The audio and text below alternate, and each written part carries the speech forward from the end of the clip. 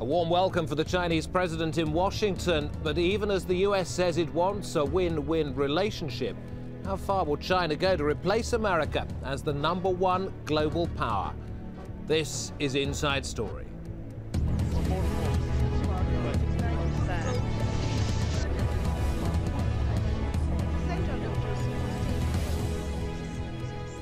Hello, welcome to the program with me, David Foster. The Chinese President Hu Jintao is enjoying the red carpet treatment in Washington, D.C. against a backdrop of increasing tensions between his country and the United States. As the two leaders meet, a number of U.S. lawmakers are demanding again that China allow its currency to float against the dollar, arguing that a weak yuan is hurting American business. But is China really listening? Its global expansion takes in every corner of the globe, and its influence is growing. Will this be China's century? Will the US have to live in China's shadow? A recent report by Standard Chartered claims that China will overtake the United States as the largest economy in the world by 2020. Let us help you, it says. Spain, we could bail you out if you're in trouble. Other Eurozone countries too. If the IMF needs support to save failing economies, well, we in China might have the money. China's also expanding its influence in countries in its neighborhood. Last month, the Chinese premier was in India, both countries setting a target for bilateral trade to reach $100 billion by 2015. And just 2 days ago, a report showed that China has lent more money to developing nations than the World Bank in the past 2 years. Let's talk about this with our guest on Inside Story in Hong Kong, Simon Chen, Associate Professor of International Relations at the Chinese University of Hong Kong. In New Delhi, Mohan Guruswamy, chairman of the Centre for Policy Alternatives and author of several books about China.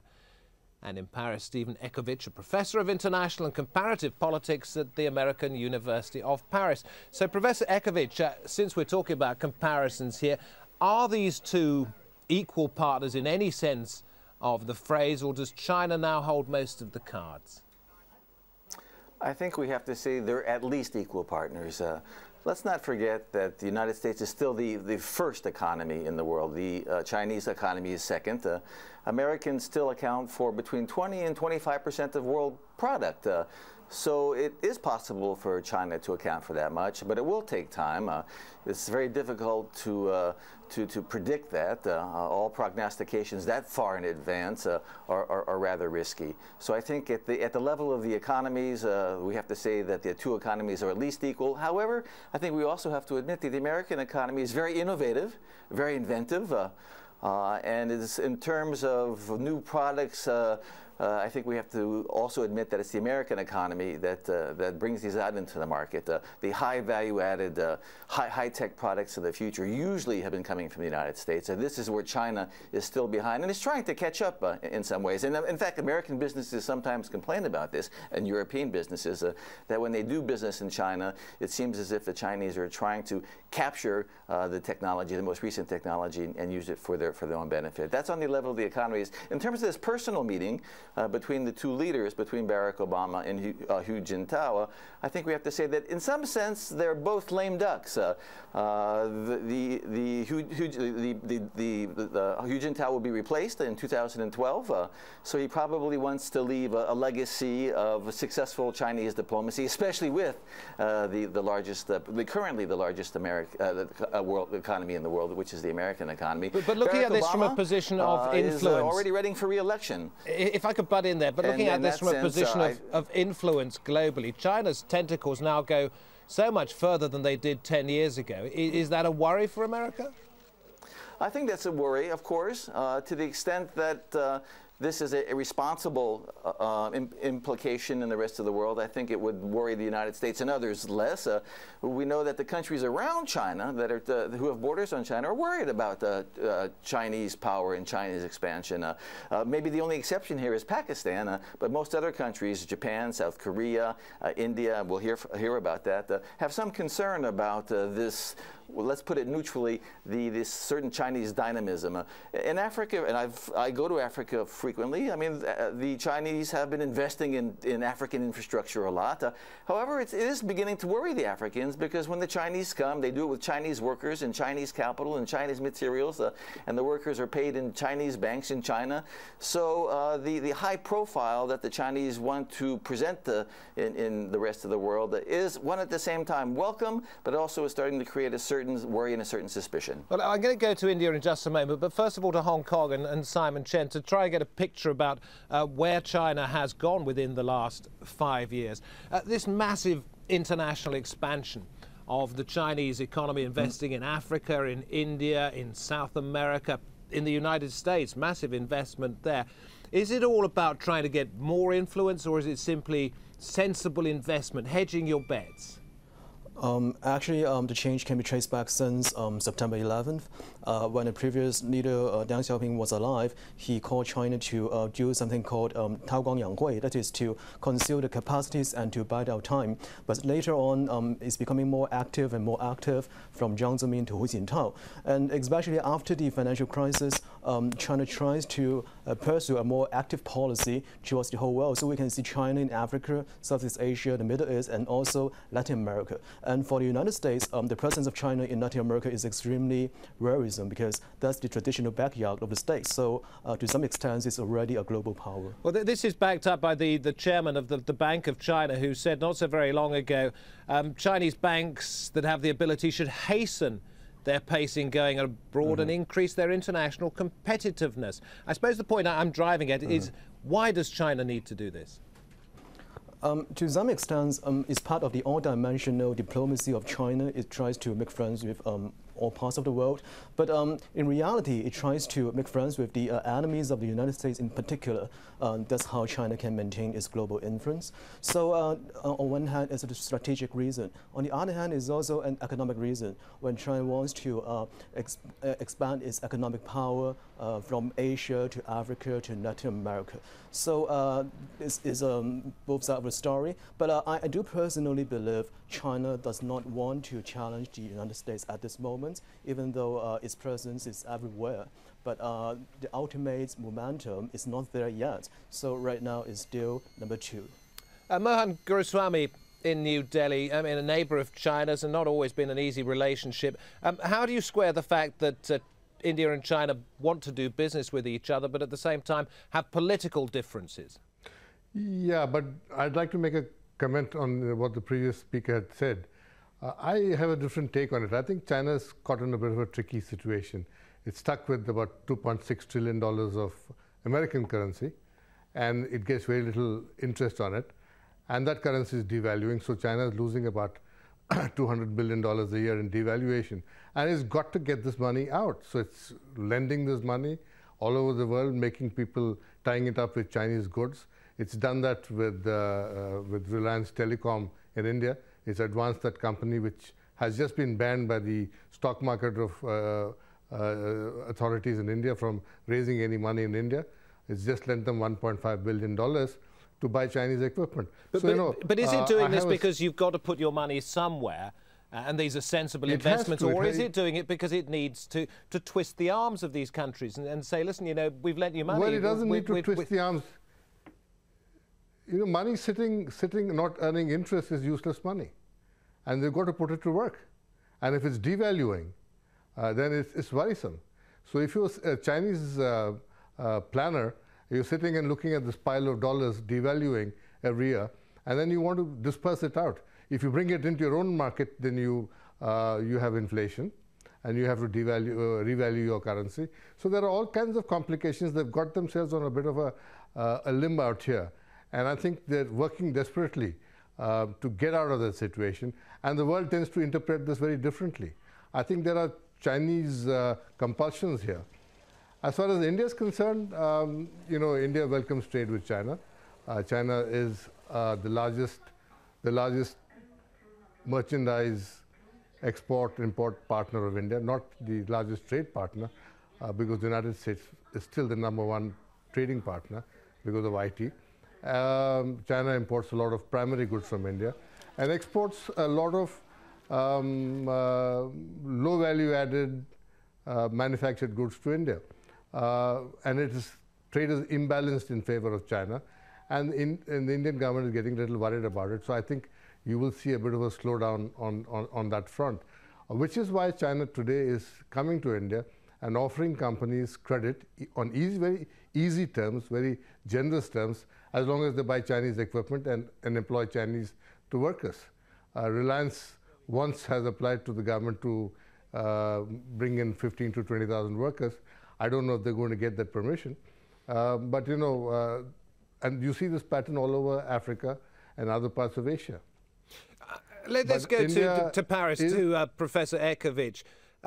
I found this statement on the website china.org, which is the one authorized by, excuse me, the State Council Information Officer. So very official here. It says, the real threat to us isn't posed by pirates, when it's talking about building up its military, its navy, is not posed by pirates, but by the countries that block our trade route. Now that says something about China's plans to go every single corner of the world. Well, that's true, and the United States is worried about the increasing naval power of China. This is one of, I don't know if this is going to be one of the issues that the two presidents, or that President Obama and Hu Jintao will discuss together when they are at the White House. But this is one of the American concerns, and it hasn't been really addressed publicly yet between the two high-level leaders.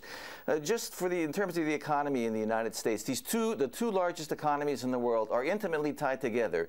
Neither the United States nor China can hurt the other without hurting itself, and that's probably in the long run positive. However, to answer your question, once again, there is some concern, and you asked the right question. It's the central question. Are the Chinese investing because they have to put their money somewhere and they have to diversify? And is it strictly out of economic calculation? Or is there a power politics calculation behind the investment? And frankly, there's no clear answer to that. And countries in different states are likely to answer that question in terms of their own interest vis-a-vis China. You phrased the question far better than I did.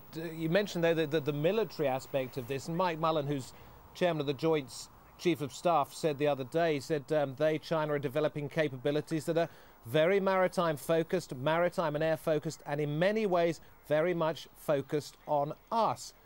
Well, what's his worry there? Not only is the United States worried, but the countries in Southeast Asia are also worried.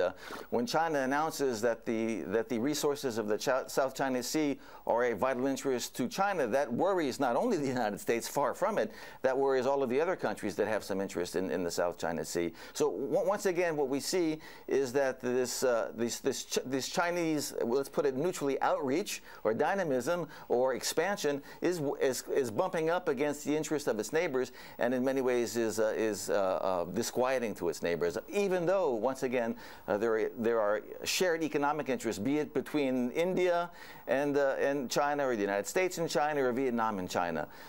So the relationships are ambiguous, and they don't always cut in the same direction. We can see positive economic relations with China, while at one and the same time there is uneasiness about the expanding political power of China. Well, let's go to Simon Chen in Hong Kong.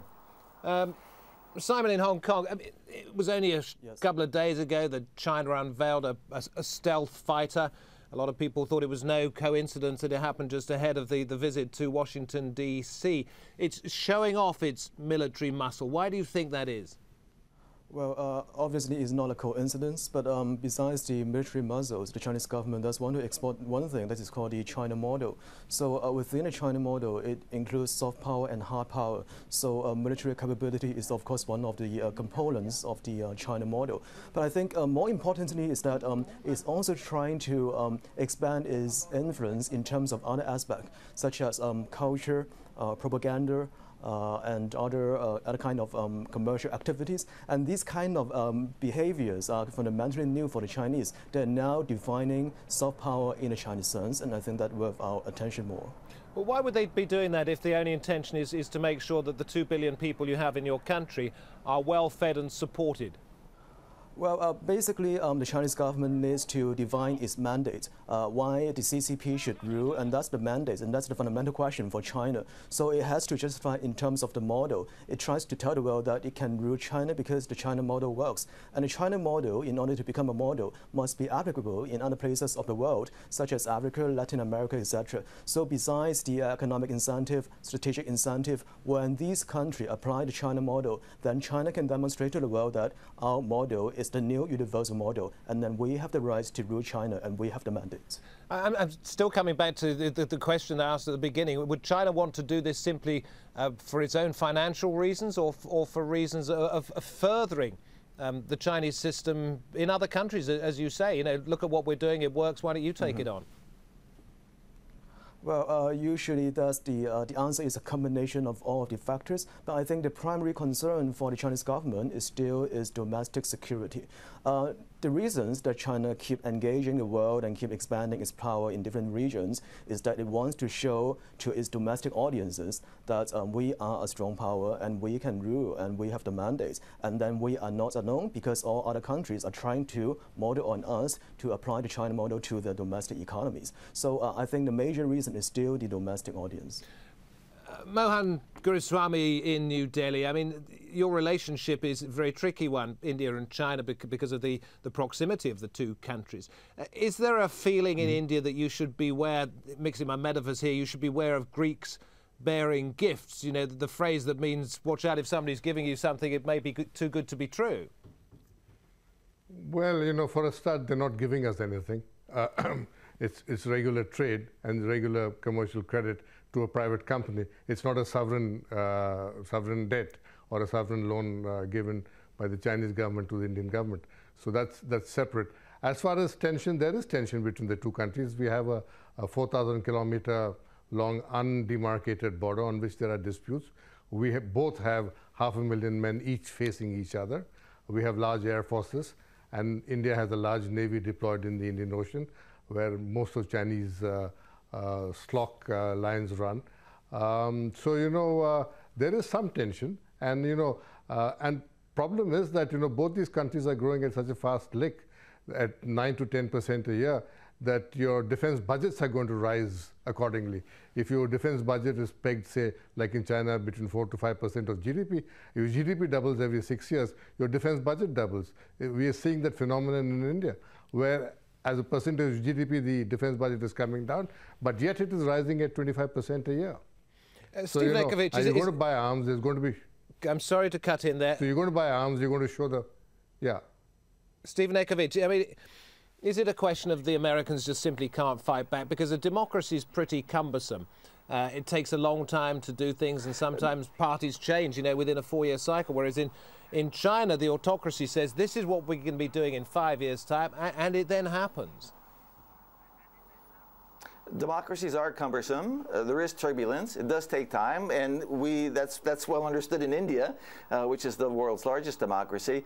But the advantages of democracy, and here we have to maybe consider the Chinese economic model in the more distant future. The economies that will succeed later in the next 10 and the next 20 years will be those economies that innovate, that create. And the economies that innovate and create will be those in democracies where there's a free flow of information, where there's no fear of people innovating and starting their businesses and challenging large corporations. To that extent, democracies have an advantage over the Chinese model. The disadvantage, as you've pointed out, is that they react more slowly, which can be an advantage in some instances.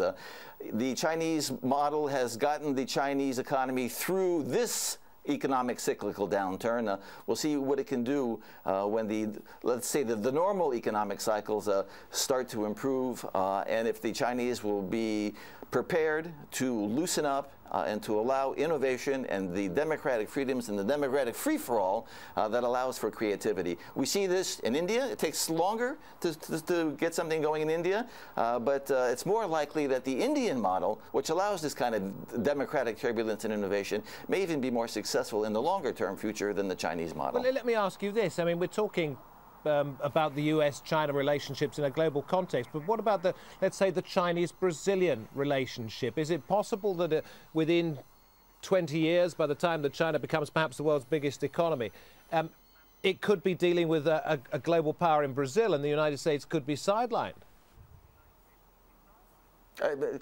Brazil is also an important emerging power and desires to play an increasingly important role not only in Latin America but in the world, and it deserves to do so.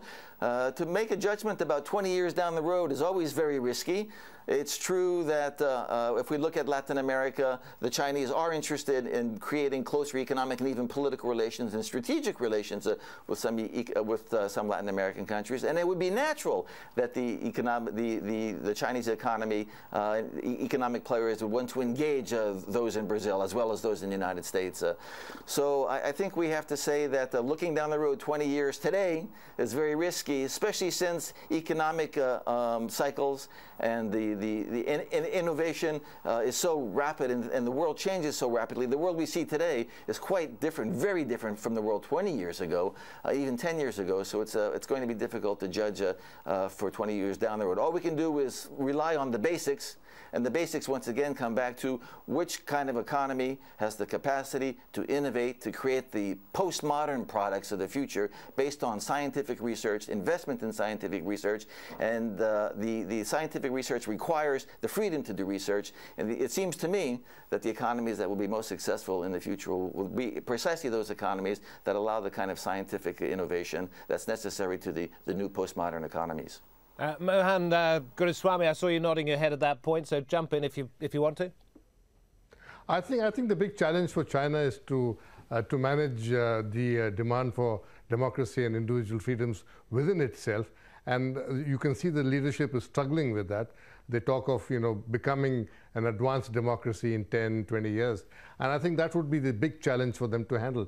And I think one way they can postpone opening up of society or politics, so to say, would be to, be beleaguered, have external challenges all around you. So I see this tension between, internal demands and the demand for the Communist Party to be this, the sole repository of all authority and power. And in this, I think the Chinese army, the People's Liberation Army, is a very big important factor. It's a part of government. It's a part of the Communist Party, and so that is also fighting for influence within the system. So there are lots of things happening in China at the same time, and we've got to watch this. When the Chinese economy slows down, inevitably will because of the demographic changes it's undergoing. Then there might be some problems which they might find tough to handle. Simon Chen in Hong Kong. I mean, we're seeing a shift in the axis of power in terms of the economy, not necessarily politically at the moment. Is China prepared to push it as far as it possibly can and see the tectonic plates around the world shifting on a permanent basis? Well, I personally don't think so, because the official policy of China right now is called the so-called peaceful development. That is renamed from peaceful rise, which literally means China wants to be peace and want to be a peaceful country to the world, which means their rise is not at the expense of the fall of someone else. But do you believe that? To my understanding, the Chinese leadership is trying very hard to convince the world that it is trying to do so. The key is that the China model and the peaceful rise, peaceful development theory they must be happening at the same time, which means if the China model doesn't work one day, then the peaceful development model probably won't work as well. But if the China model works, then we can still expect the government to behave in the current manner. A quick thought from Simon Ekovich and Mohan Guruswamy before we go. Simon, first of all, a lot of suspicions about China. Are they justified? To some extent, of course, they're justified. When China has been using its new economic power to advance its geopolitical interests, whether it be, for example, in denying rare minerals to Japan over the capture of a Chinese fishing captain, for example, that raises doubts about the real goals, the real objectives of the Chinese, what's been called here the Chinese economic model. And of course, China is worrying the countries around China. That's clear and distinct. There's no there's no question about that. So there is some fear, and maybe it's the natural fear of a new growing power in the world. That could be, but nevertheless, I think we can admit to some extent the growing power of China is a worry, and we can be suspicious of it to some extent. I think I'm going to have to leave it, as the United States is trying to do, and others. I'm going to have to leave it to another occasion to hear your final thoughts, and also yours. Thank you to all of you. In Hong Kong, Simon Chen. New Delhi, Mohan Guruswamy, and in Paris, Stephen Ekovich.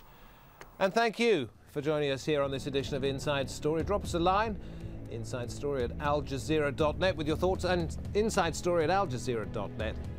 Until next time.